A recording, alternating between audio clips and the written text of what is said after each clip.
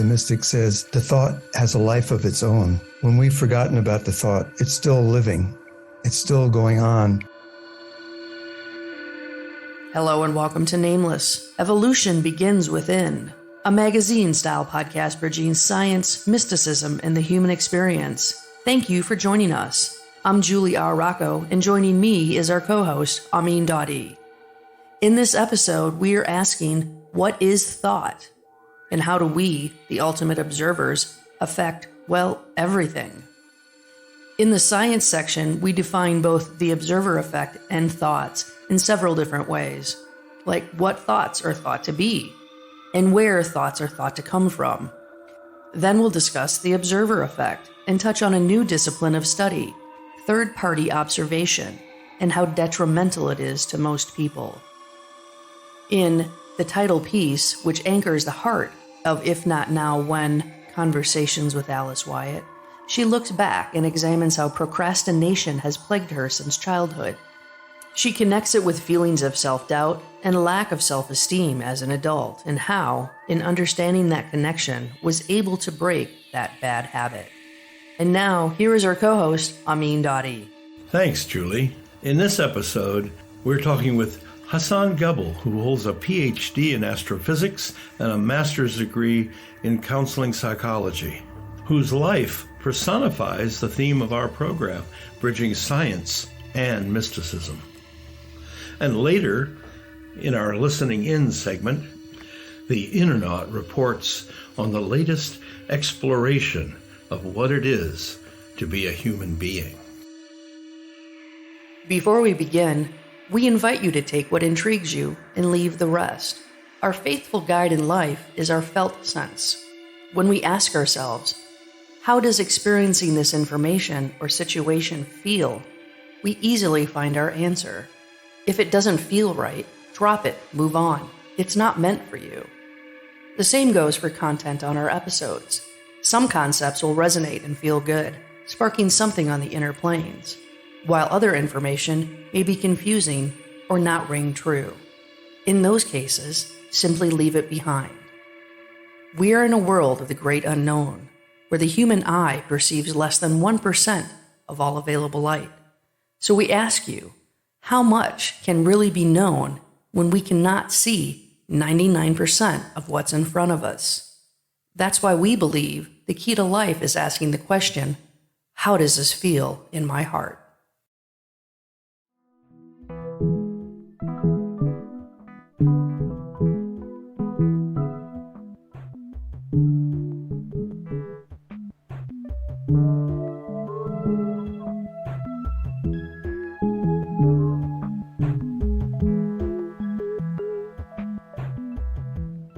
And now it's time for science and definitions. So often definitions of words depends on who's asking and the circumstances around those words. So with that, let's start out by defining observer effect. The general definition refers to the possibility that an act of observation may affect the properties of what is observed. Sociologists call the observer effect the Hawthorne effect. It's the idea that people change their behavior when they know they're being observed.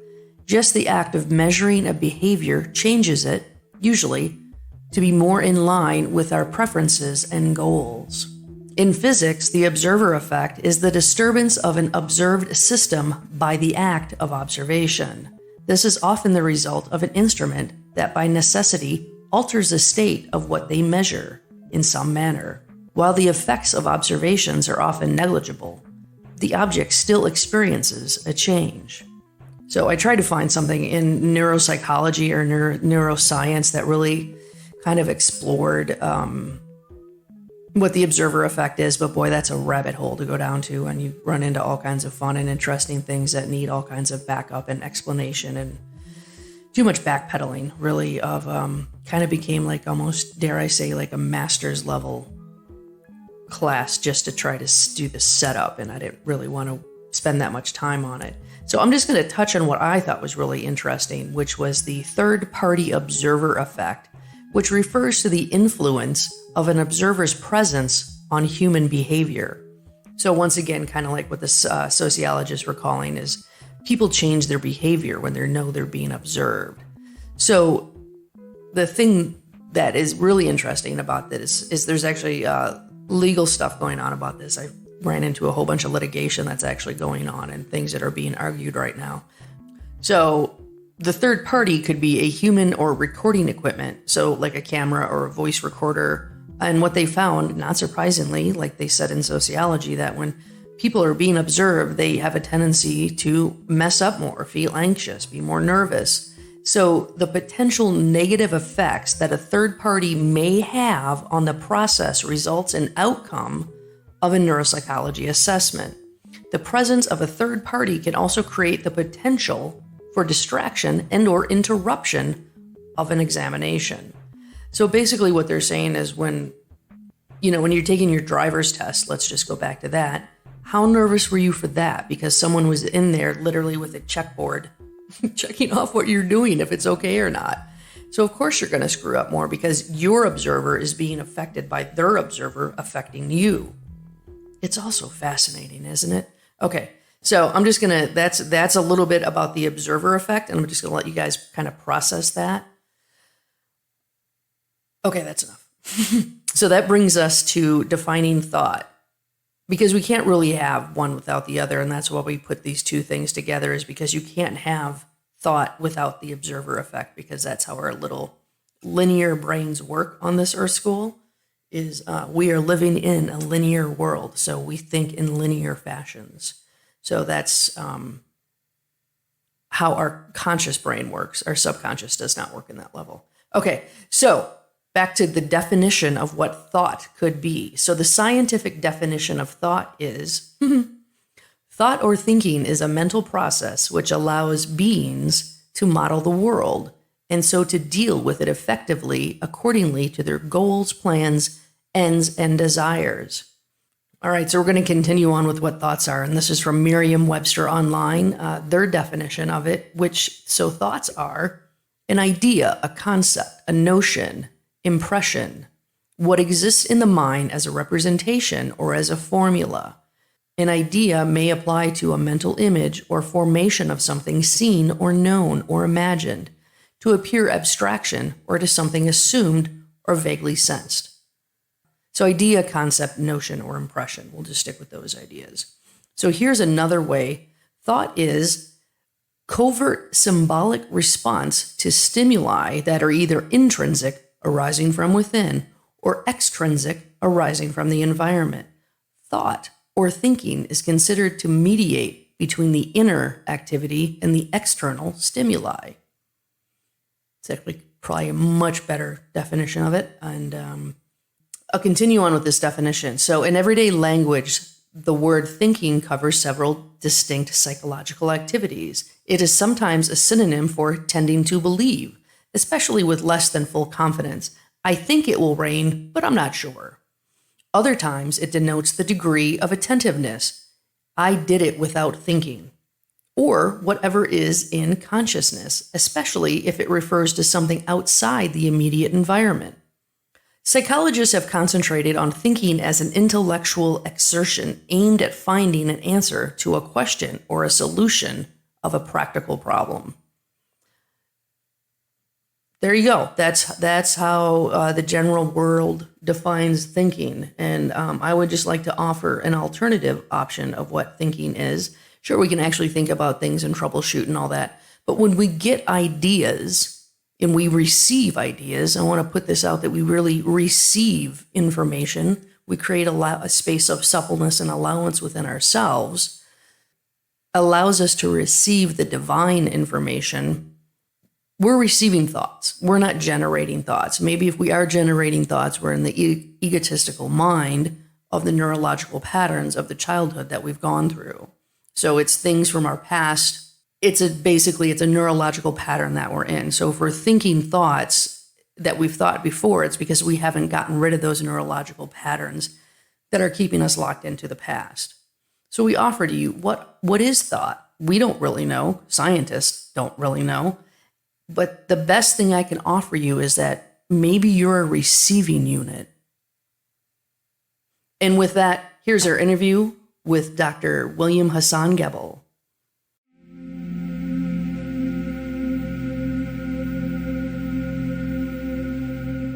Thank you for joining us here on Nameless. My pleasure. This particular episode, we want to explore the observer effect of self. So our thoughts affecting our human experience and, where those thoughts come from. Is it just the false ego rambling on? We know we get divine inspiration. If we get quiet enough and create a space of allowance, things will come to us. What we're trying to do is we're trying to help people understand that thoughts are real things. They're real vibrational energy. They do affect the human body. And we as observers affect things that we see and observe. That we as human beings affect everything that we touch, feel, taste, Can you just speak on that? Yes. Well, there is a teaching in Hazrat Inayat Khan about the life of thought. When we have a thought, we think that is there as long as we're thinking about it. And then we forget about it, we move on to the next thought and it's gone. We're done with it. But that's not what the mystic experience is. The mystic says the thought has a life of its own. When we've forgotten about the thought, it's still living. It's still going on. And if that thought is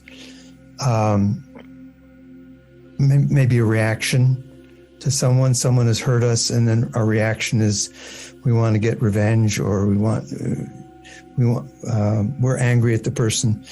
That angry thought, we have it for the moment. We're all excited about it, and then something moves our attention in another direction. We forget about it, but the thought goes on toward that person that we have the anger toward, and it can be harmful to that person. It can harm that person. So that means there's a great responsibility that we have for our thoughts.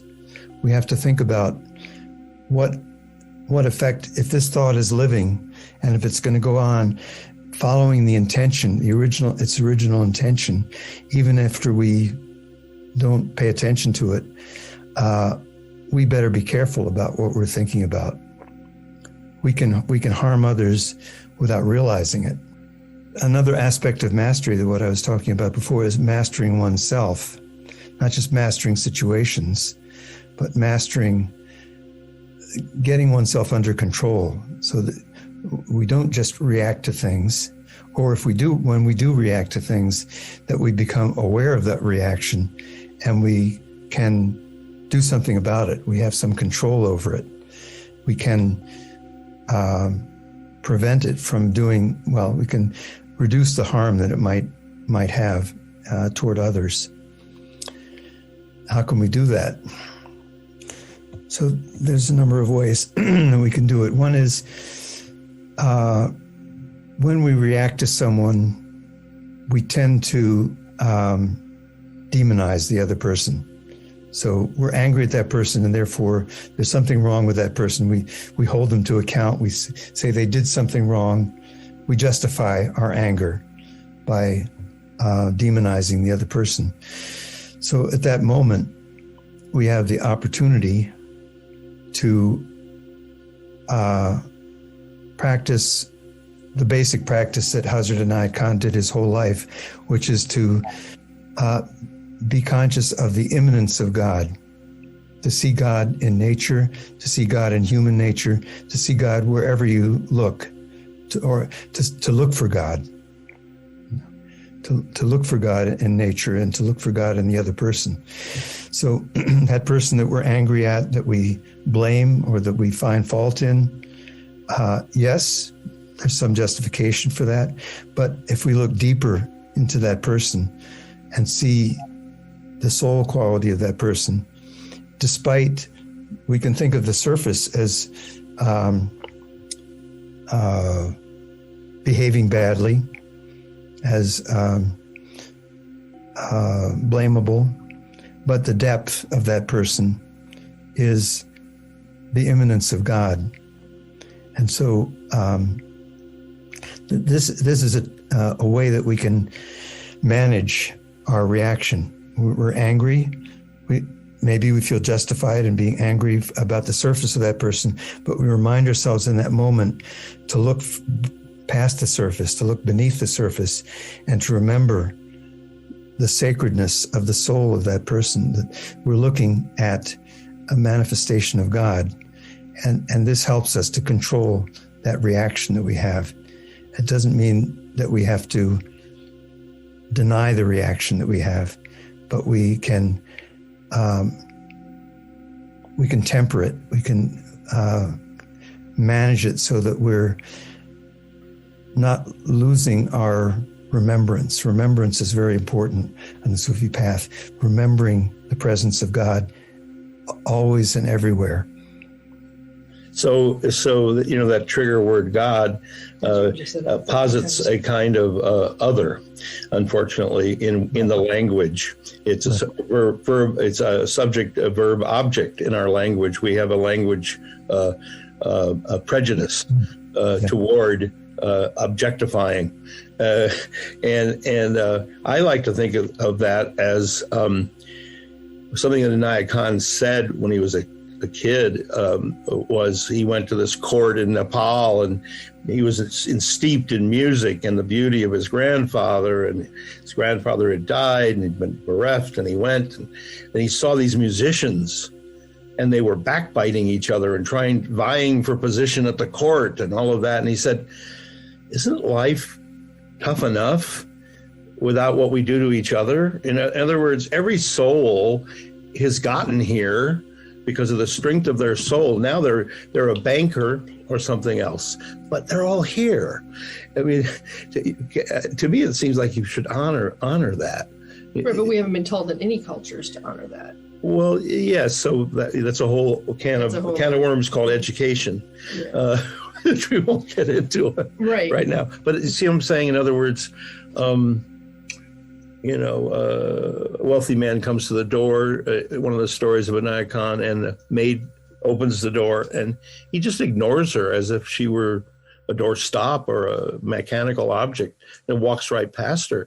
And Inaya Khan was observing that, and he said, why do you think that happened? Why do you think he treated you that way? Oh, he said that. She said, that's easy. He has no God in him.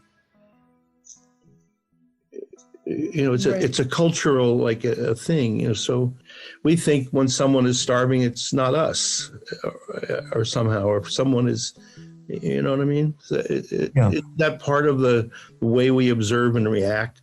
Yeah, there is a positive way to objectify God. So the Sufis sometimes relate to God as the beloved.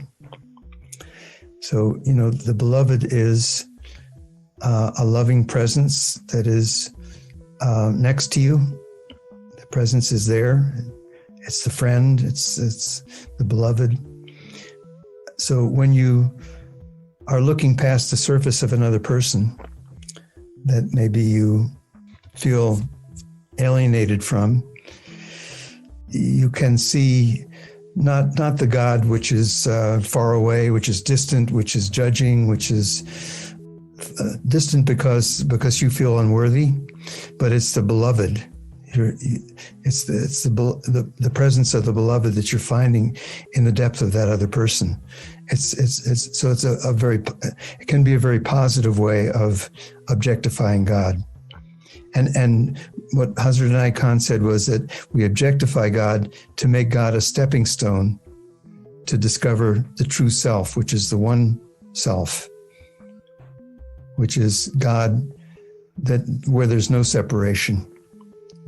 I like the thought of that stepping stone. It helps to understand that it's part of the path, not the goal. Right. If there is such a thing as a goal. Yeah. So the second book, I'm very intrigued a little bit because it's something that I'm not familiar with, but I love the first book because it's filled with 1.5 page chapters. And it's the mystical equivalent of a soundbite, so that you can get your head around in these days of not being able to concentrate. And of course, this intelligence that you're talking about seems to have the gateway to that seems to be not just to observe things, but actually be able to be creative in your life, in someone's life. immediately you grasp the creative nature of it all. I think this is a process, is it not? I mean, when you talk about achieving your film objective, it is in fact, the time part is linear. I mean, we're oxygen breathers. There is a set time. There's time and space in this realm, but we get caught up in it. But for our listeners, point of view, it's they may be in that same quandary that, I came from a real dark place when I walked into that Sufi gathering. My life was just upside down. I think yours was probably too. And there's a kind of a breakdown that averts to be a breakthrough. Or Leonard Cohen, the crack in the heart is how the light gets in. Or the light gets out. Or an out. Oh, out. Oh, there you go. Out. That's out. We are light. Oh. We are light beings. Well, I'm way behind Leonard Cohen. Anyway. No, I disagree with his statement. Oh, I see what you're saying. Yeah, no, we are light. That's how the light gets out. That's how it gets out. Broken open, rewire your neural paths, delete all the shit that your parents told you that was a lie. Right. Well, that you accepted. Right. Let's not lay it on the parents. You come here and you're veiled, man. You don't know anything. You're veiled. Don't blame the veil. Anyway, thank you, Shadow, for you brought me to the light. There's a point where you go, yes, all that's true. And yet it's not. Because it is a shadow play. It's just Plato's cave. It is. So anything further that we want to, talk about? I know we have recorded a couple of pages from your earlier book, and seeking guidance from the inner life, and just the key sentence that I'm just reading out of three. Here's 3 paragraphs, and just the key sentence. How do thoughts arise in the mind? And then there's a paragraph about that. And then thoughts tend to come to us in language. And then intuition tends to come as direct knowing prior to language. Mm-hmm. And to me, that speaks to the mind sense versus the heart sense, if you want to make a division between the two. Mm-hmm. Right. So what do you think about that? Can you say a few things about that? How that, we covered a little bit of it before. Yes. In this second book, I explore a little metaphysics, metaphysics from Hazrat Inayat Khan, looking at the origin of things. So in cosmology, we have the Big Bang as the physical origin of things. Mystical cosmology, we have the pure intelligence asleep in timelessness, I would say. And then the impulse to draw together, to the intelligence which is asleep in time is spread out. It has no center. It's uniformly spread everywhere. And then it has this impulse to pull itself together, just like we do when we wake up in the morning. We're kind of scattered in our dream world, and then we pull ourselves together to remember who we are and to be arrow the circle here now. So this pulling together forms a self, the primordial self, and it begins to wake up. And as it wakes up, it becomes aware of different capacities in itself. So the first awareness it has is existence. I exist. Discovery of existence. And then the second capacity, I know I exist. Capacity to know. And the third capacity is capacity to act. I have that ability to do something. And the fourth capacity is capacity to desire. I have a motivation to act. Not only can I act, but I have something that's impelling me to act in a certain way. And that awakening of desire is related to a hadith of the Prophet, which says, a famous hadith that the Sufis all quote, "I was a hidden treasure and I longed to be known. So I created the world that I might be known." So the desire is arising because of some very early preliminary tentative discovery or impression that there's something beautiful, wonderful, precious to be known. It's like a glimmer of beauty on the horizon. I've glimpsed this beauty, and that arouses my desire to be known. So then the next capacities that are awakened are the ability to respond to light, to see, and the ability to respond to vibration, to hear. So these are capacities to take in the impression of the beauty that is to be known. And finally, the last capacity to awaken is the capacity to express. When I can express myself, then I can know myself. Until I express myself, I can't. There's nothing to know. I'm hidden. But when I express myself, I become revealed. So this is the basis of our motivation in life, to have a purpose in life. We are all unique. Each one of us is a unique combination or a unique potential of this hidden treasure. We each have a portion of this hidden treasure to express in ourselves, and our life is the expression of that unique gift in order that the all-pervading intelligence can know itself through us, through our fulfilling of who we are. So if I could interject something, what came to mind was, well, isn't that the ultimate observer effect? Because we observe ourselves, we can become ourselves. Without that observation, we can't, and therefore we're not fulfilling us as a hologram, complete in itself, portion of the universe. It's not like a portion of a slice of, well, kind of like the taste of a slice of pie. The taste is universal, you know. Well, maybe that's why that observer effect is there. You know, it's actually meant to be that what's needed in order for us to create ourselves by expressing who we are. I don't know. It's, you know, I love cosmology, but I wanted to bring it back to the observer effect. Yeah, back to that theme that we started with a little bit, which this is the art of personality. You know, the personality that we are meant to be is an expression of that unique gift of the hidden treasure in us. Right.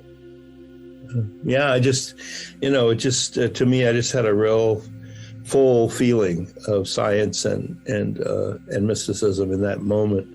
Just those thoughts made some kind of a felt sense of what it is to be here now.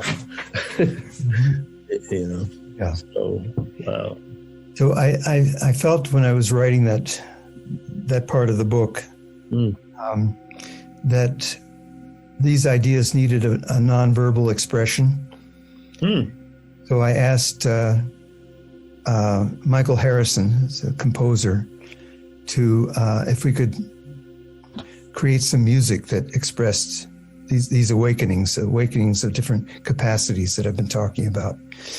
And he's created a composition which he calls the Sacred Names, that has a separate musical composition for each of these capacities that awakens. I exist. I know I exist. I have capacity to do something. I have the desire. all these different things I've named. There's a composition, there's a musical expression.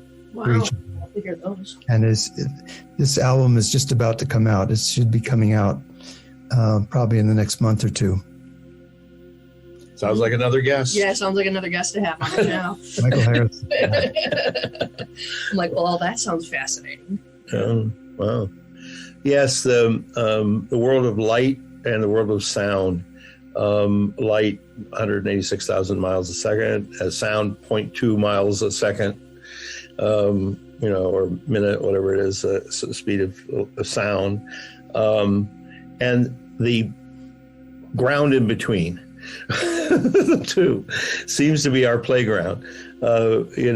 Certain Sufi movements, Sufi orders do light and silence, or dream world, or, they come in on a certain thing. And I think going back to the schisms that occurred under Inaya Khan's teachings, it's the freedom actually given to people who have gotten to a certain stage of gnosis, of knowing, to do whatever you want. I mean, they're expressing themselves in the same way that we try to become. So each order had its own personality, its own desire in the art of personality to become known in that way.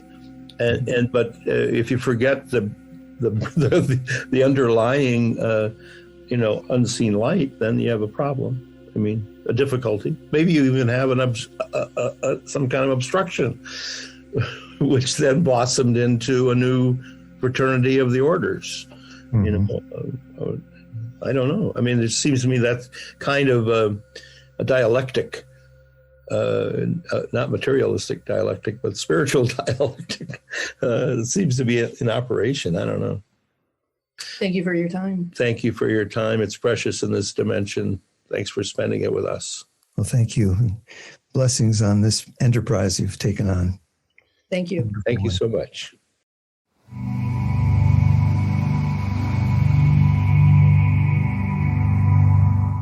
So Dr. Gebel, wow.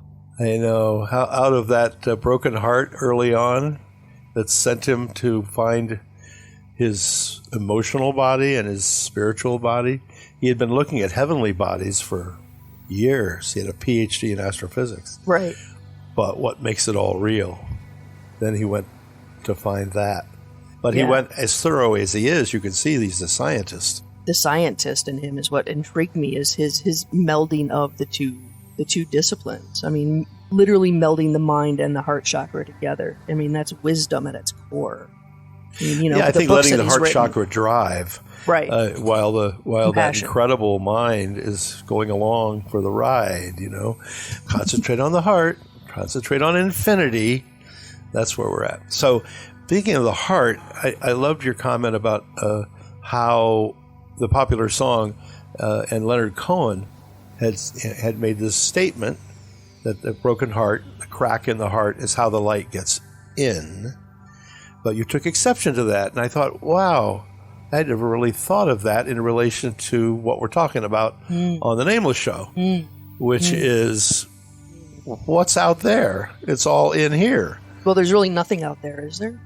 Well, only what we project. So actually, your statement of like the crack in the heart, the broken heart, is how the light gets out. Yeah, because we are light. We are light bodies shoved into a bag. We talked about this before. And the witnessing that the esoteric traditions teach, which is you stand outside yourself and look at yourself.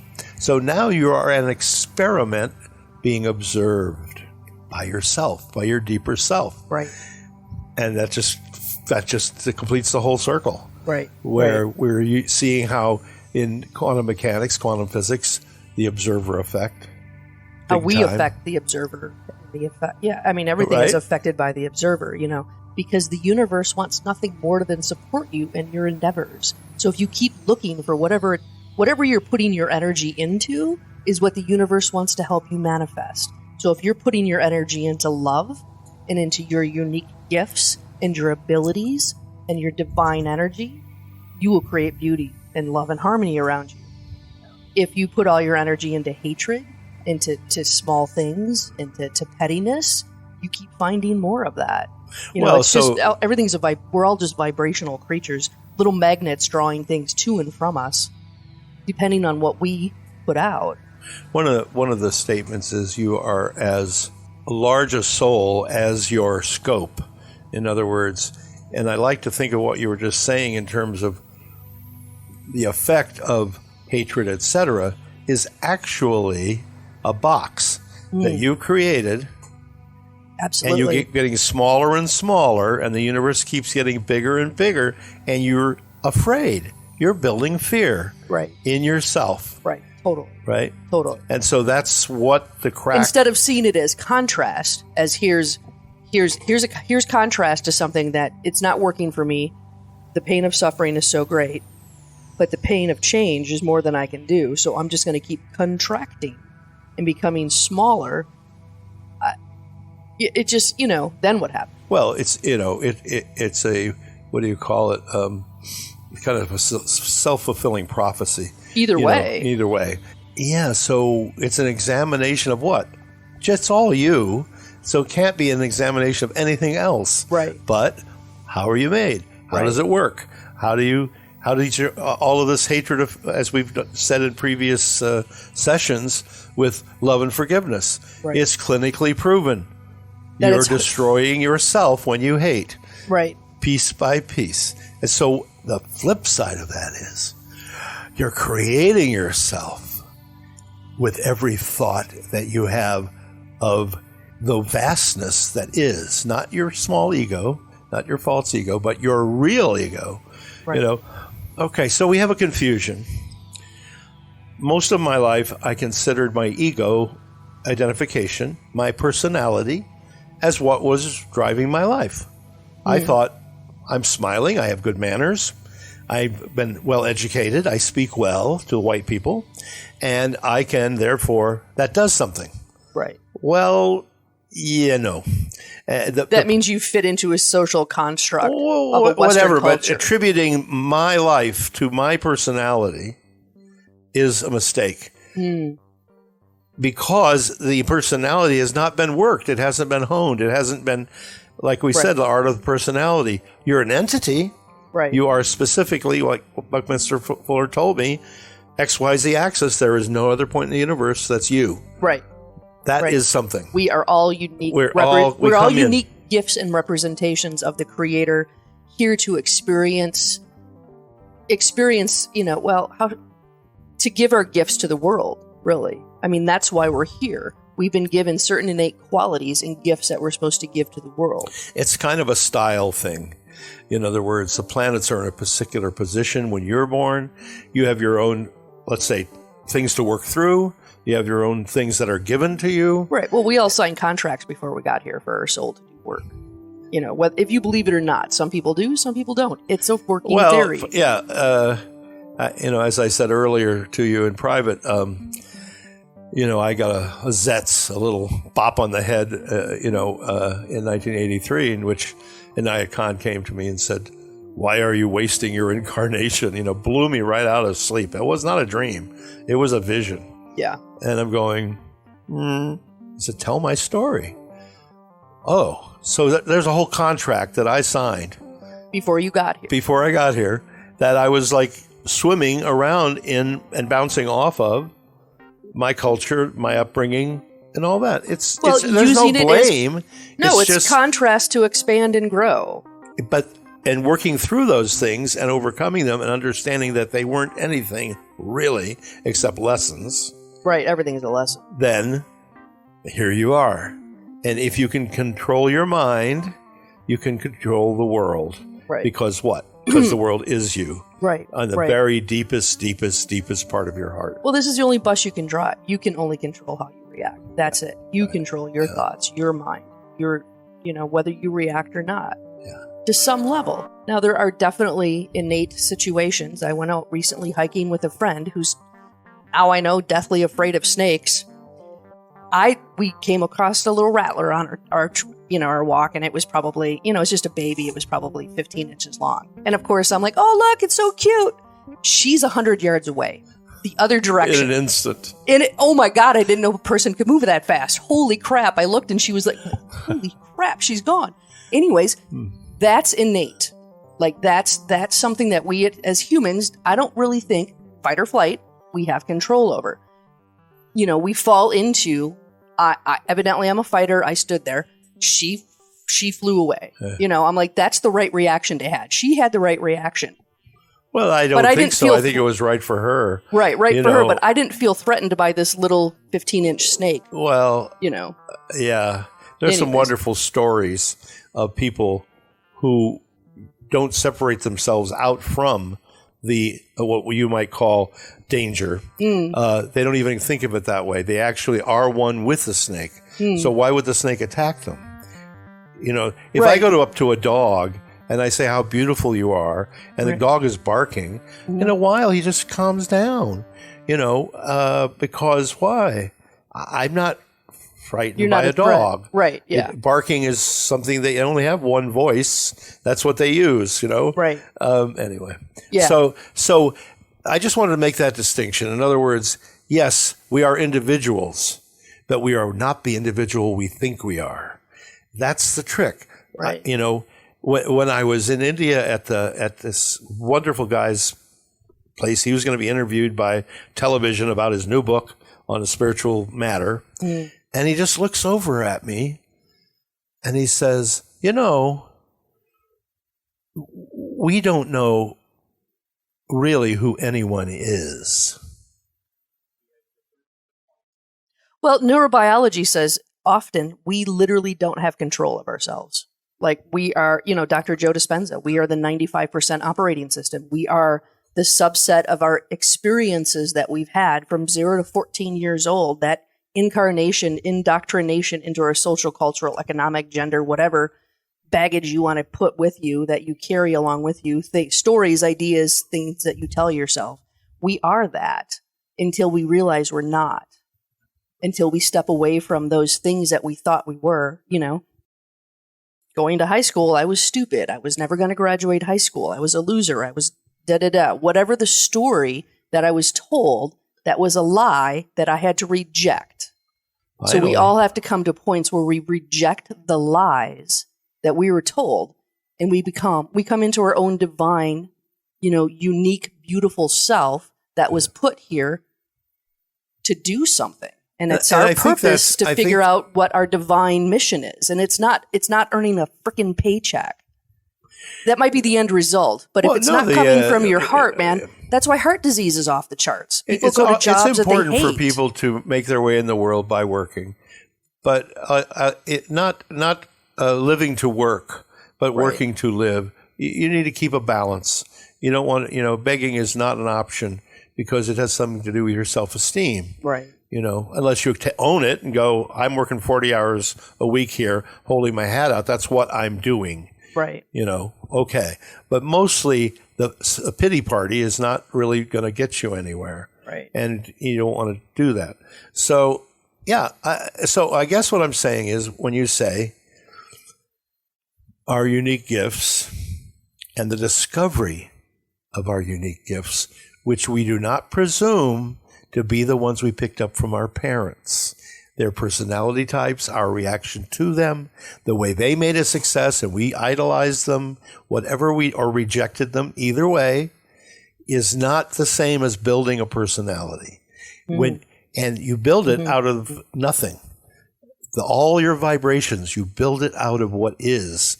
You can't do anything other. You can't build it out of, we're in Truth or Consequences, New Mexico. You cannot build it out of untruths. It has to be you. And discovery of that it's the journey. Right. Everybody's on. Right. They want happiness, but how do you get there? That's what we're really talking about, is getting back to the known self. How do you do it? How do you do it? How do you unveil all this crap, all this social conditioning, all these things that you learned that were lies, not true? You have to unlearn that. You have to and I think amongst you have to yakadoo it out, man. You have to get it out. Amongst that all, it's the untruth you told yourself about the situation. So, and so in the kindest, gentlest way. Well, is it the untruth you told yourself, or is it the untruth that was told to you that you accepted because you didn't know at the time it wasn't true? Well, okay. But put it another way, your receptivity of it or your stigmatization of it and your fighting against it, both of those things are not you. Your reaction and or whatever it is, it's then, but if you go on living it, thinking that's your story and I'm sticking to it, right, you're unfortunately not on the path of growth. You're on the path of holding tight to what you think you are.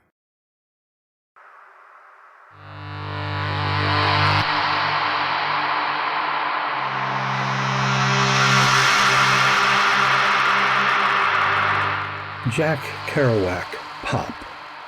Take a cup of water from the ocean. There I am.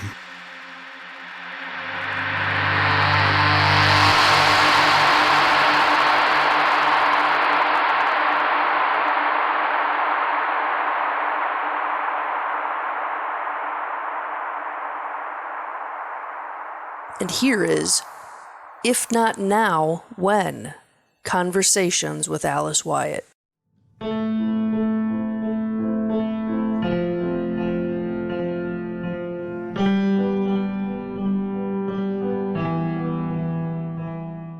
If not now, when? My body is paralyzed, my brain is vacant, my emotions are in overdrive, and my soul is full of self-condemnation. Why? Because I told someone I would do something, and a deadline is looming, and I have nothing, nada, kaput. You would think this is so unpleasant that I would take steps to never feel this way again. But I am almost 50 years old, and the battle against procrastination and the roots behind it are still very real.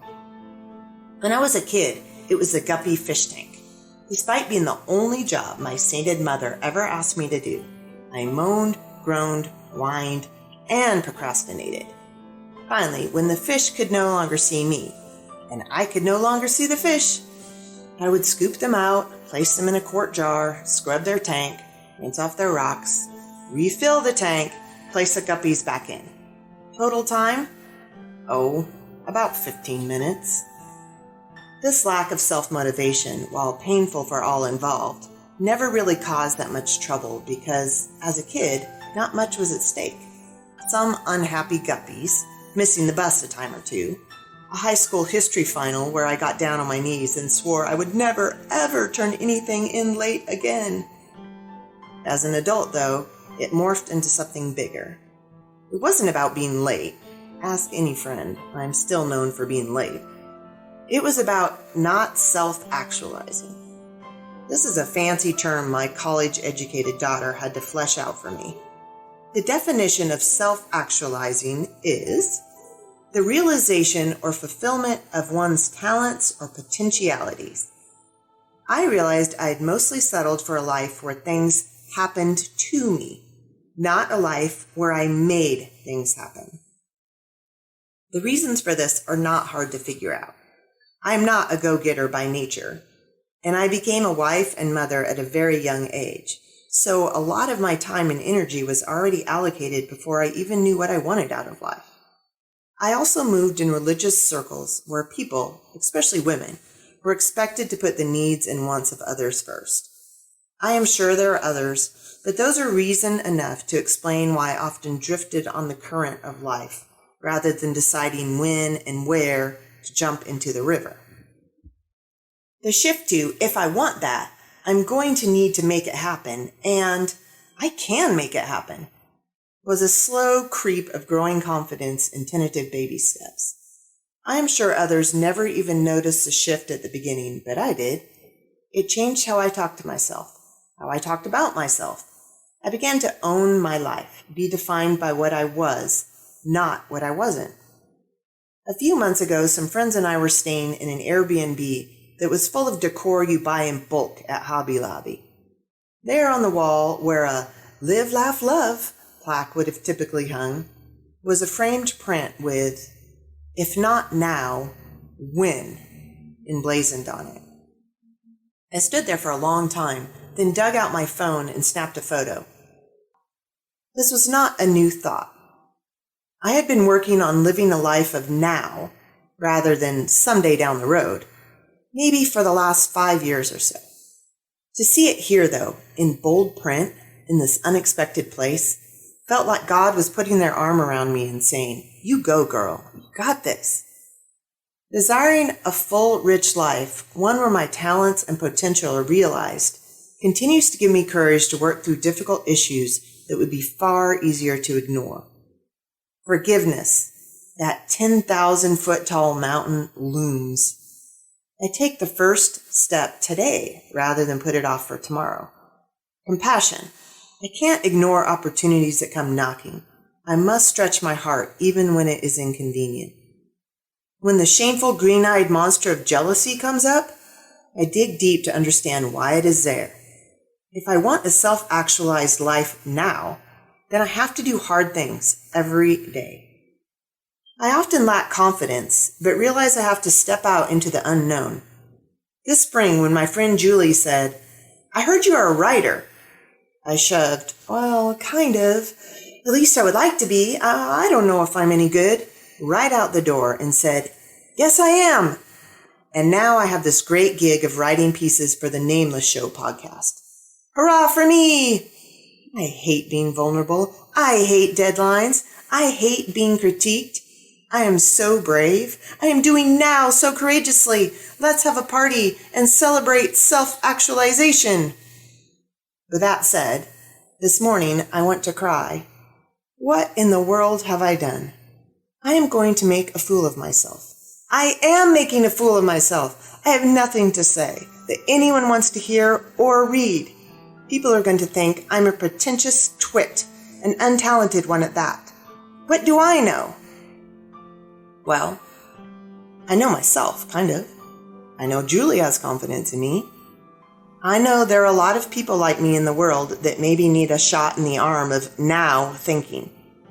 I know I've been given an opportunity to tell my story, use my voice, exploring my joy of the written word. I know not following through with that opportunity would be to lead a small life. So I forego my planned breakfast of 2 pieces of bacon and a tasty omelet. A lingering breakfast is always at the top of my procrastination list. Instead, I grab a yogurt and my laptop and head over to the overstuffed armchair in the morning sun and begin typing. What you have just heard is the result. Maybe not as good as it could have been. Maybe not interesting or helpful to everyone who hears it. But you know what? It was something. It was a bit of me headed out to a few of you, and that is enough. So until next time, you have been listening to If Not Now, When? Conversations with Alice White.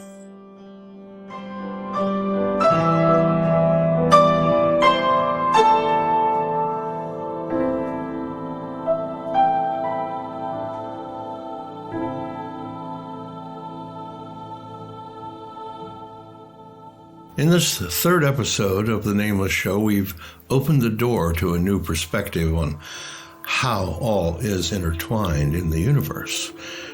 But how do we oxygen breathers communicate directly with the essence?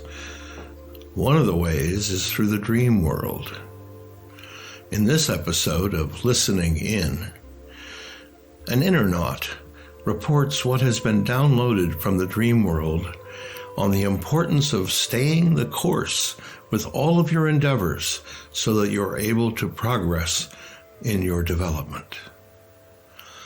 You can open your door to the essence by listening to dreams that aren't about your personal situation, yet figure in to your understanding of who you really are. This is the information we can use in this time of transition. For more, go to thenamelessshow.com and click on listeningin.net. Only one relationship. It was an unusual thing last night that had to do with what happens if you aren't paying attention to the aliveness and the realness in how it is that we are and who it is that we are. The only relationship that exists is a relationship with ourselves. We don't have a relationship with anything else. We just go from one thing to another. But that relationship that we have is who we are. There's a permeating essence. It goes through all things. In Cindy's dream, she was in a place where she was comfortable. And then all of a sudden, in an entirely different area, she's offered a job taking care of people with Alzheimer's in a home. She was just fine where she was and feeling good about things. Something was coming together. So she jumps off with this notion and goes over to that job. And that's just how things are. If she does that, then she's going to forget about conditions where she came from. She's then going step by step in the maze of a delirium, not paying attention to a greater wholeness. The greater wholeness may have been coming together when she was chopping wood, carrying water, and being in a place where she was. But she chose to go into some other mind sense orientation. Then she forgets. She drops and she gets spread out. She gets strewn out in an illusion of time, acting as if, based upon the illusion of some other space, that something meaningful can be there. But by getting strewn into the other illusion of space, the space that she had been paying attention to falls away. So she'll just keep going from one thing to the next without any continuity. She will never find the centerpiece, kind of like the Rumi poem. If there are 99 things to do and you do all but one thing that was important to do, you wasted your life. And this would be an example of that. That is exactly what happened to me in my meditation dream. I'm feeling really good about things in terms of what's emerging and unfolding. I kind of roll in this little feeling good about things. But of course, my tendency is to just open up, to focus it in this way and that way. And that will get you in trouble because that's going back into the 99 things. In my dream, I noticed that I leave the house where I am, and this is an old house. It's a big old house in good shape, but it's an old house. My dad, my family I grew up with, still live there. I am a young adult. We haven't been good about things. So I leave and I don't intend on coming back. I'm just kind of rolling with how I feel. But I drive by the house again, just ambling about, and I glance into the yard, and there are 6 trailers. They're the type that you oftentimes see on a flatbed train. They took up the whole front yard. A wind had come up and had tipped the front ones over a bit, and they had fallen. They missed the house, but they came down along the sides, scraping the sides of the deck. They didn't really do any damage or wiped out anything except the gutter. They were that close and tight, and they hadn't quite completely come down, which would have taken out the rest of something that was kind of important to the deck. I wonder what's going on. So I go inside the house, which of course represents the self, and I yelled out, "Anybody home? Anybody here?" I suddenly hear on the far end of the house a voice I don't recognize. As I walked over there, I noticed that the floor is a little irregular. That's okay, it's an old house. Then I saw why it sagged and heaved a little bit, because there's about 5 or 6 rotten timbers.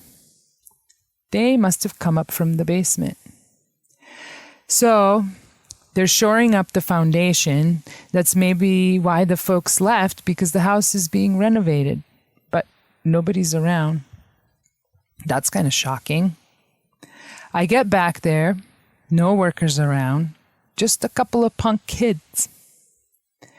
One of them starts to BS me about this and that. I recognize the vibe right away. You know, it's a confidence game that's played all the time in life, where you are meant to accept this and that, to shift and fix something that has gone askew. Their vibe is haywire. Then I mentioned to them what is happening out front with the fallen trailers, and that they should take some of those rotten timbers and shore that up. It would just take them an instant to do. Then I wake up from the dream as I'm saying, "Come on, follow me. I'll show you what I mean." That was the meditation dream. So I described the scenario, which was triggered by things that are happening in the outer, where people are acting as if something can happen and will be happening, and it isn't necessarily happening. At least not the result of how you think something should work out. Well, an example could be the government. You know, the idea that they can throw money at things and that's going to fix stuff. And yet, this feels like stalling. It is not a fix, because it's deviated from the fixing. In other words, the house represents me, the foundation of myself, and the timbers are being replaced to shore that up. Now, all of a sudden, something is happening, but in an unexpected, blindsided way. If you were feeling good, this would have been okay, but nobody is home. There's no one responsible. Later, things would be much, much worse. Other than that, everything's functional. Everything is adequate. The state of things can be a little off this way or that way, but it doesn't drain me or change things a lot because it's all fixable. But I can see that there's like an amnesia or a failure to take into account that failure is the real game. And if you don't pay attention, then you're not really dealing with things, and things stay in a state of decay. I feel like, in my case, I can look at a number of things that triggered this dream. Like I say, it could be the way the government is. It could be a whole number of things. For me, it was also triggered by talking to an attorney who was trying to BS me in terms of what was being done, as if buying time. And what was being done would undermine what was already okay. It would cause something to miss the mark.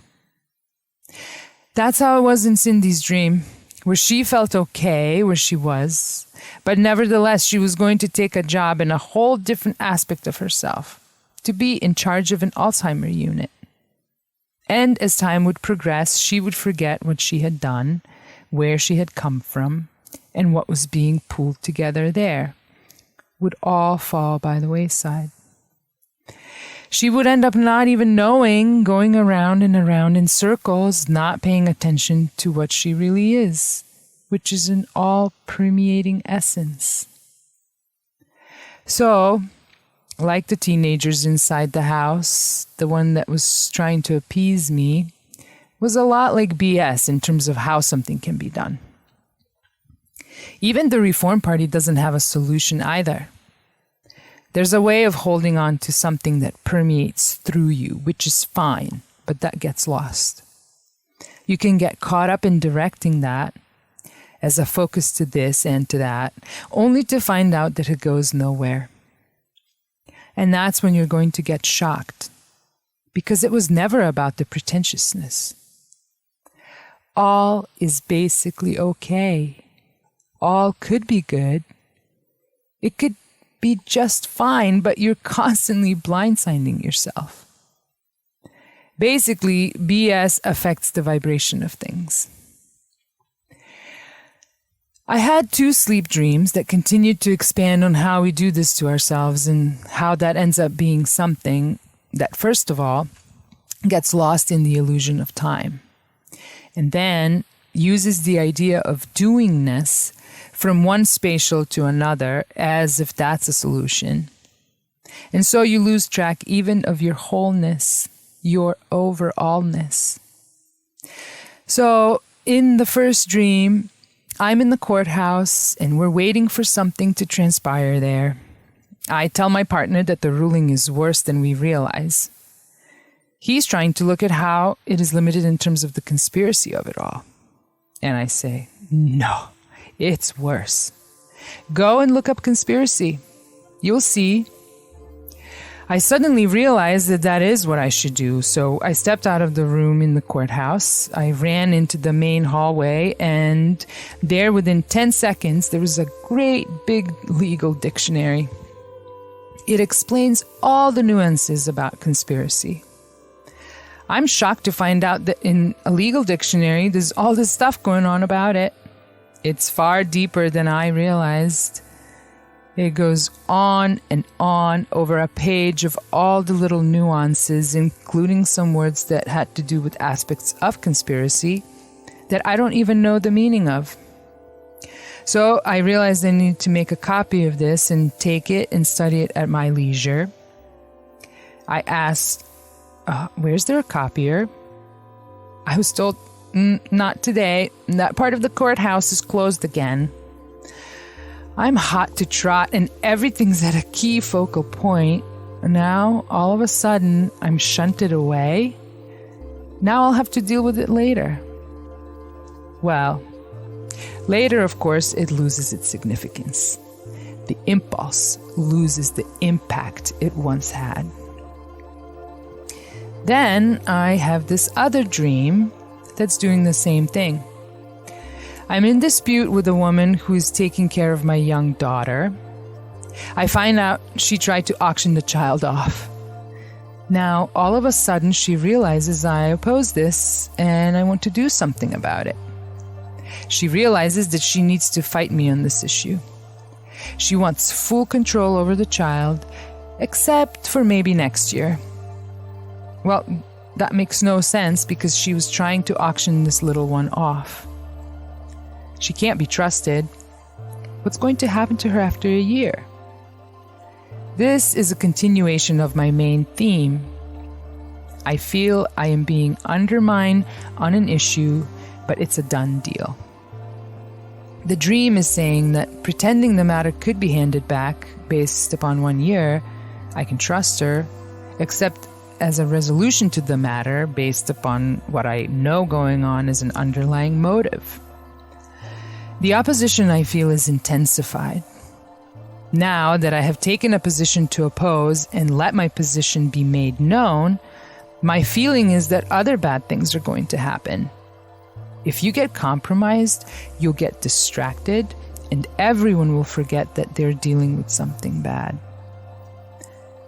The key issue is being handled in avoidance, rather than actually getting to something that addresses what is important.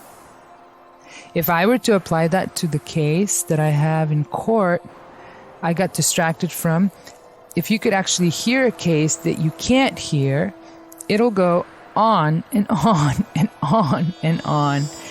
Then it will have been assumed that you waived that if you aren't able to get to the bottom of things. Back to the dream again. Out in an open court, unknown factors will interfere, the issue will get distracted, confused, or redefined.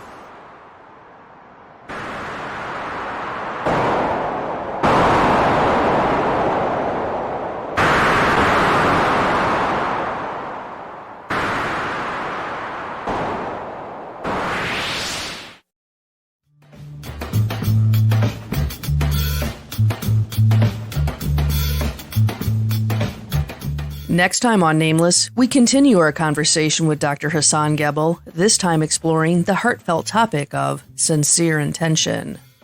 In the segment, If Not Now When, Conversations with Alice Wyatt, she tells us about her experience as a tree-hugging skinny dipper.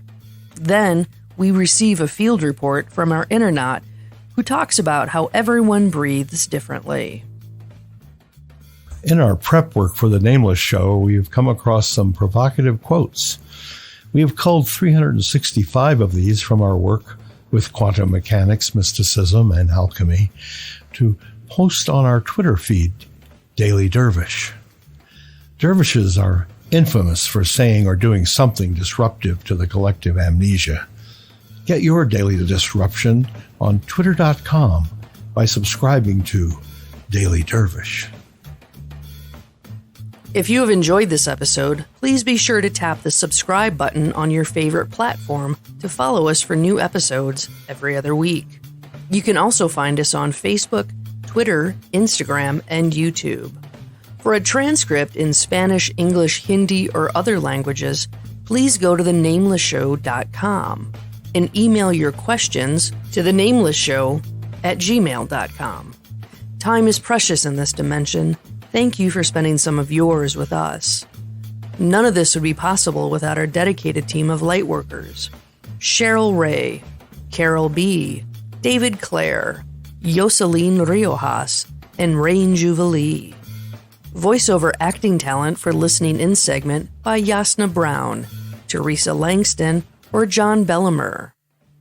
The theme sound for Nameless was created by Rob Carey at Cosmic Turtle Sound Studios, Truth or Consequences, New Mexico.